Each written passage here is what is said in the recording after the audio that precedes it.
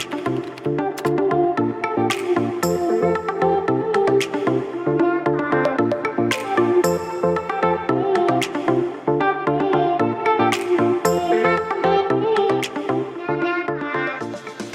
la suite de notre leçon sur Aristote, notamment la question de l'être et du devenir chez Aristote, il nous restait à vous proposer un texte d'évaluation des différents points qu'on a eu à évoquer avec Aristote concernant l'être et le devenir. Il s'agit de deux points essentiellement. Qu'est-ce qui représente l'être chez Aristote, et ensuite qu'est-ce qui représente le devenir et comment fonctionne justement le devenir. Ici nous avons un texte que nous allons lire. Ensuite nous tenterons d'y dégager la conception de l'être et du devenir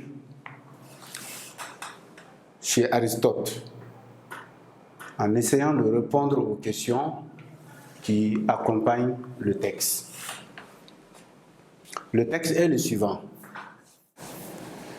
Le temps produit nécessairement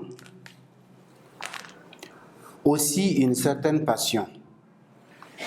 Ainsi, nous avons l'habitude de dire que le temps consume, que tout vieillit sous l'action du temps, que tout s'efface sous l'action du temps, mais non qu'on s'instruit ou qu'on devient jeune et beau, car le temps est en soi plutôt cause de destruction, puisqu'il est nombre de mouvements et que le mouvement défait ce qui est.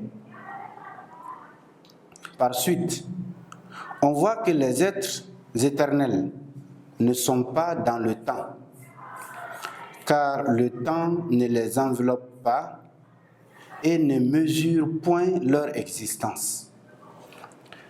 La preuve en est que le temps n'a sur eux aucun effet, parce qu'ils ne sont pas dans le temps.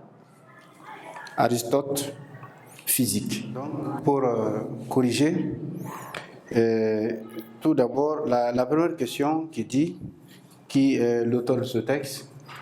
Dorénavant, on prendra soin de regarder en bas des textes. On indiquera toujours en bas à droite, il y a le nom de l'auteur et le nom de l'ouvrage duquel le texte est tiré. Donc, on dira que ce texte est d'Aristote. L'auteur de ce texte est Aristote. Il est tiré de son livre intitulé Physique. La deuxième question, on demande de donner l'idée générale du texte. À savoir que, en gros, l'idée générale c'est quoi? C'est ce dont un texte parle globalement. Dans ce texte, l'auteur nous parle du temps et de son impact. Le temps et son impact sur les êtres.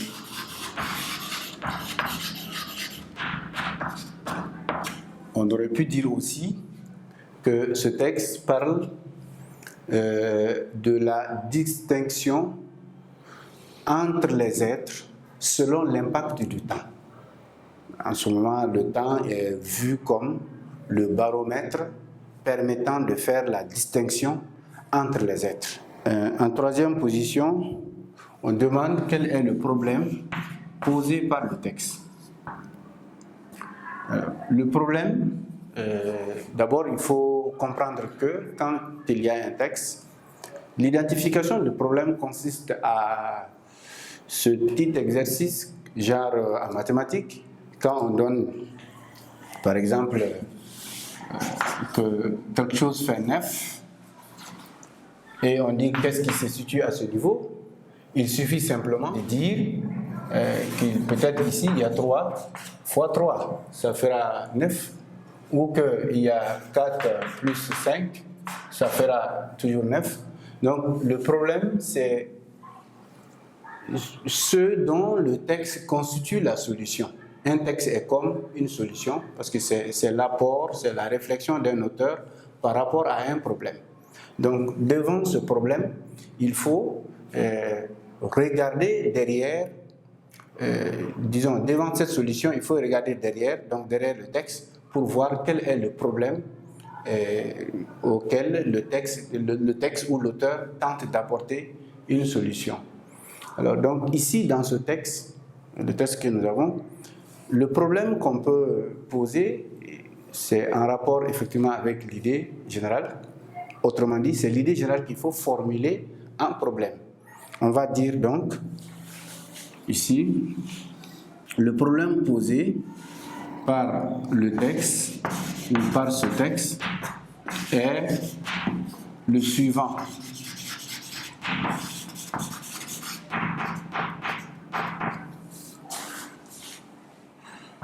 En quoi l'impact du temps fait-il la distinction entre